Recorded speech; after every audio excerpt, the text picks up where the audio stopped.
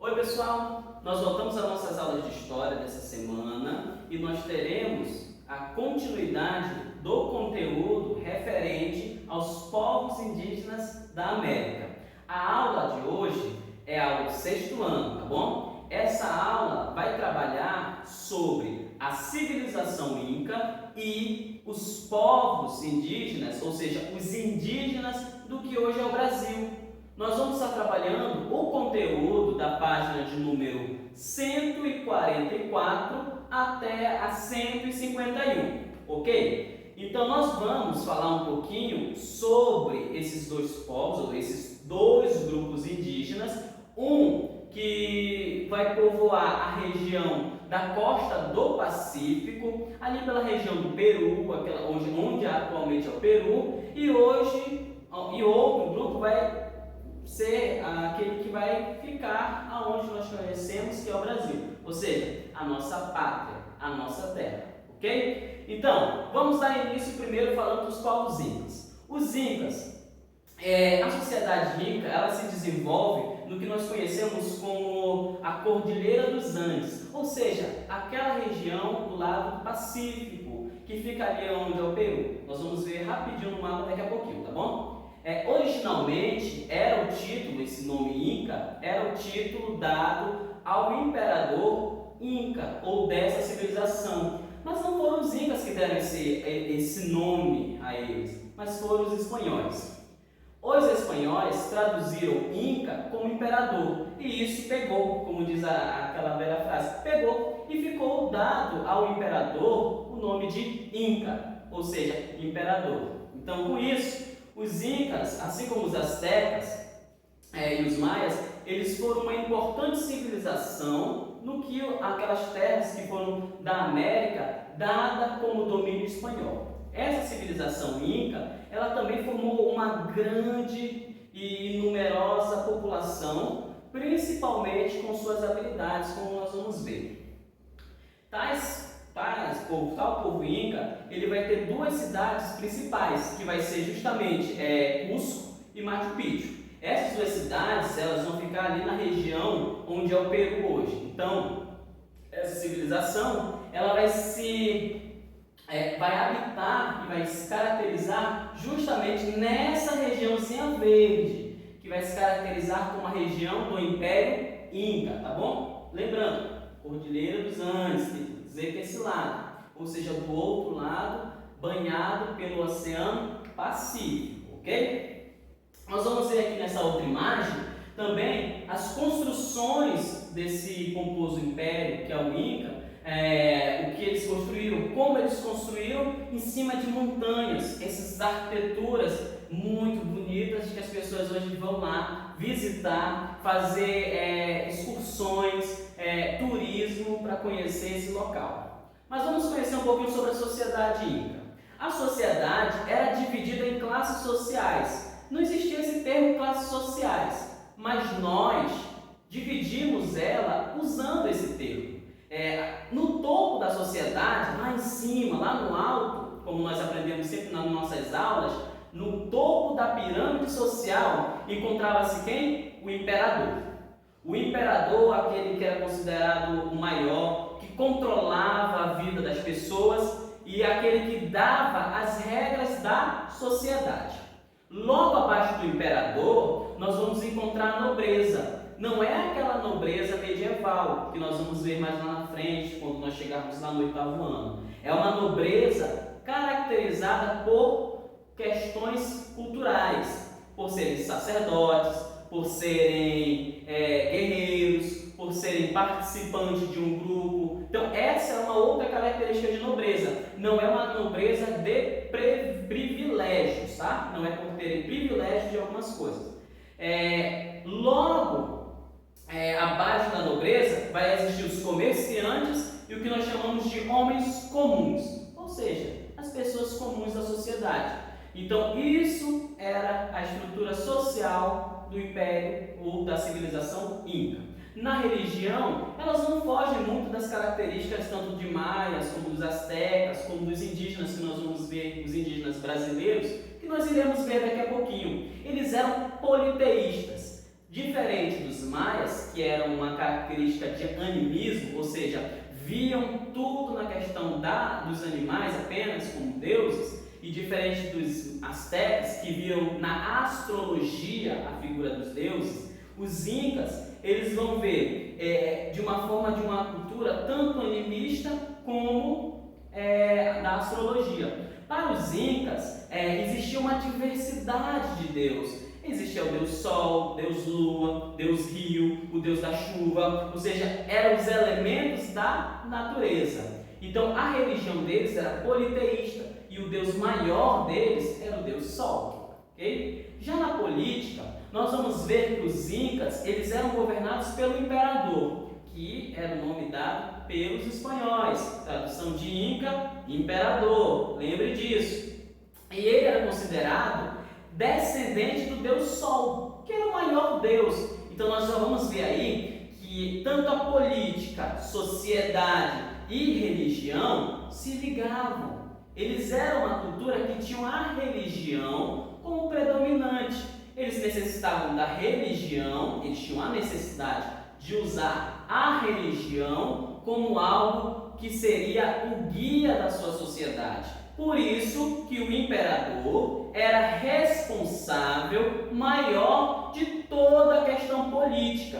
E ele podia criar leis, ele era a responsabilidade dele guardar a cidade, ele era responsável de controlar toda a vida social das pessoas. Ele era a representação divina na sociedade, ok? Então, logo na política, abaixo do imperador, nós tínhamos algumas outras pessoas que eram responsáveis também. Nós vamos ver, tinham sacerdotes, chefes militares, juízes e os chamados governadores provinciais e sábios. Esse daqui seria uma espécie daqueles governadores locais. Por exemplo, no Brasil, nós temos alguns estados e em todos os nossos estados temos um governador. Seria mais ou menos o responsável por um estado ou por uma região daquele império, ok? Na economia, nós vamos ter algo similar aos outros povos. Eles também vão ser caracterizados pela questão da agricultura. Eles também vão ter uma característica comum, é que todos da sociedade pagavam tributos ao rei, ao imperador. Então, eles pagavam tributos para que houvesse o mantimento de toda aquela civilização. Então, com isso, não existia a moeda, que era uma outra característica. Mas o que eles faziam? Eles faziam um escambo. O que eram os escambos? Os escambos eram a troca de mercadorias. Então, eles faziam um trabalho remunerado, você trabalharia e receberia a troca, mercadorias e comida. Como não existia moeda, como existia nos astecas, que existia a questão do cacau, esse povo ele vai trabalhar com o escambo, e o escambo será a característica principal das mercadorias de troca. Essas mercadorias de troca vão influenciar mais na frente o abastecimento cultural desse povo. Por quê? Porque eles vão começar a fazer negócios ou escambo com outras culturas e assim fortalecer as características desse povo, ok? Na cultura, nós vamos ter na cultura inca algo inovador. Viu naquela imagem que nós vimos lá no início, que eu falei para vocês que virou ponto turístico, que as pessoas vão visitar, tudo mais.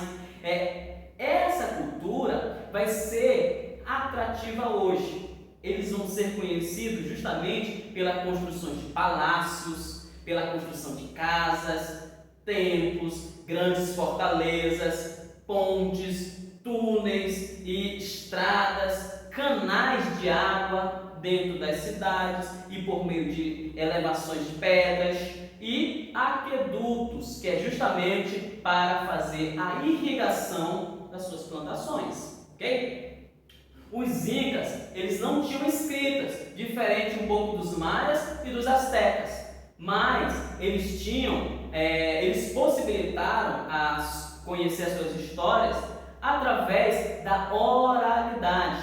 Lembra quando a gente estudou que uma das características de fonte da história é a história oral? Lembra? Que é a história contada de pai para filho, de filho para pai. E essa característica possibilitou o conhecimento da história desse povo. E mais que isso, eles deixam também na história gravuras de desenhos que vão identificar a história e o dia a dia dessa civilização, ok? Então é através dessas duas formas de fontes que nós podemos conhecer a história desse povo, ok? Então com isso nós vamos entrar agora num tema que é sobre os povos indígenas do Brasil. Os povos indígenas do Brasil, antes da chegada dos portugueses nessa região, estima-se, ou seja, faz uma estimativa ou tem uma ideia de que eles eram cerca de 3 a 5 milhões de pessoas. E hoje, segundo os dados do IBGE, que é o Instituto Brasileiro de Geoestatística, eles dizem que os povos indígenas hoje aqui no Brasil eles têm apenas cerca de 817 mil indígenas. Estão percebendo a diferença de quantidade de pessoas, a quantidade de indígenas que existiam e a quantidade de indígenas que existem hoje? Ou seja, esses 817 mil indígenas, eles são agrupados em 231 povos.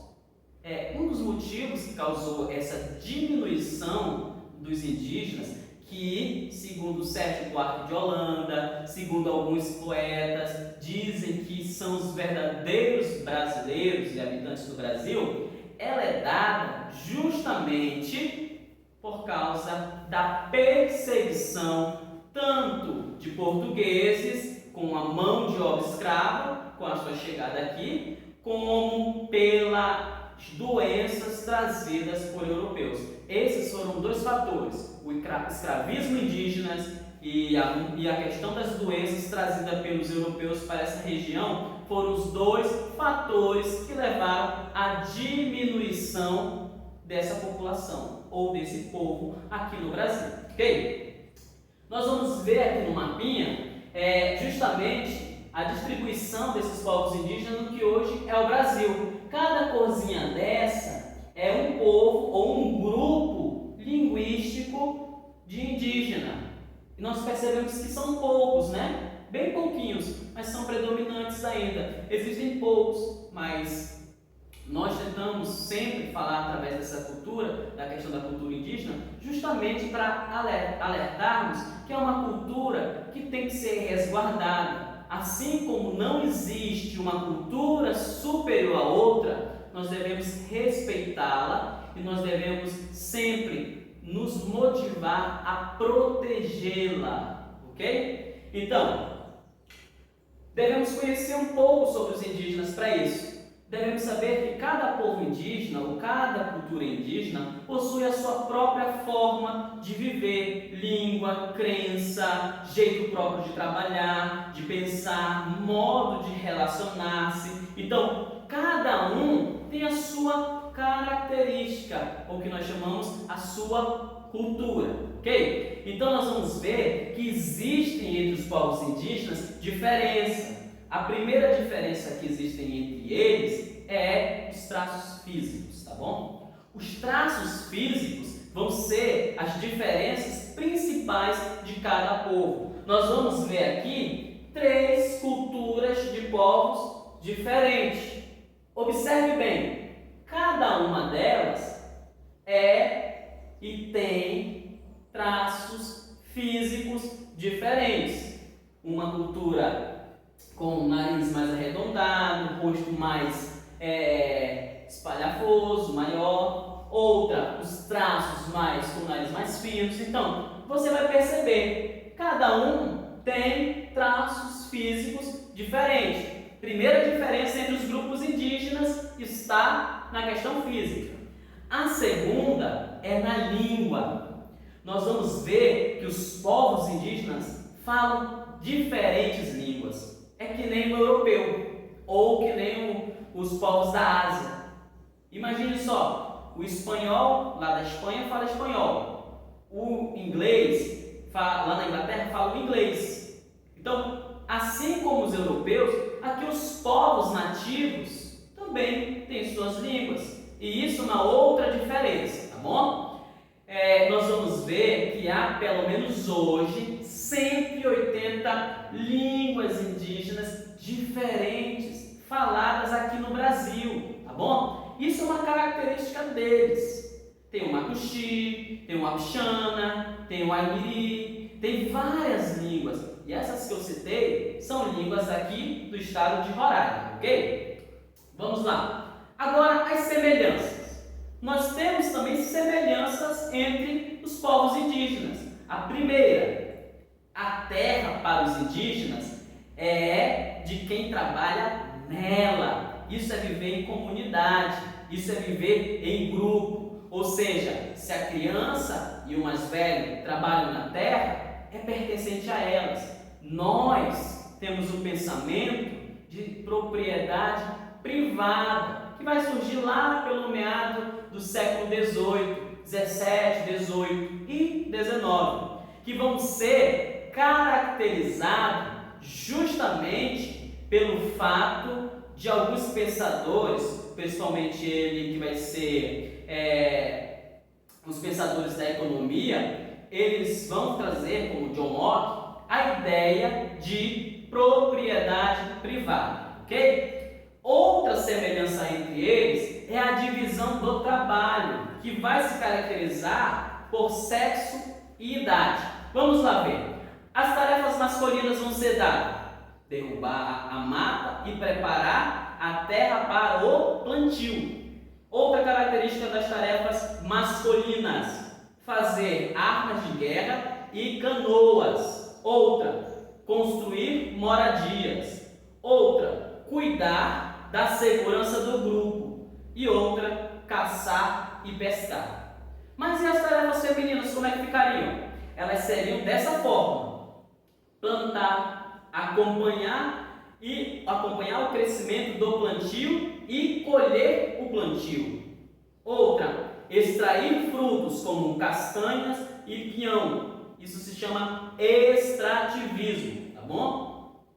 Outra, transportar produtos. Por exemplo, vão levar de uma comunidade, da comunidade de uma maloca para outra. Vão levar as mulheres. O transporte dessa mercadoria é das mulheres.